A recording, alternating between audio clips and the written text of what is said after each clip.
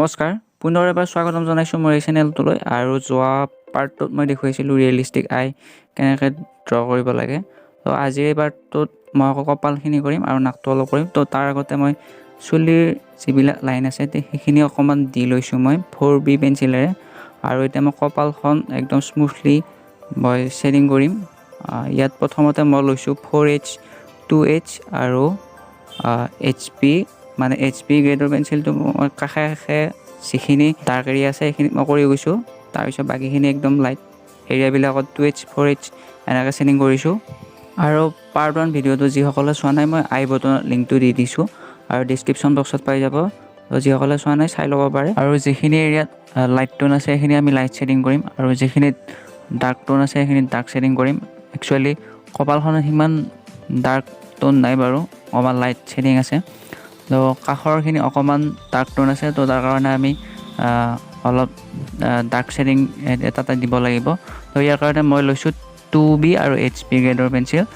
অকণমান just shading কৰি তেনেকৈ মিলাই লৈছোঁ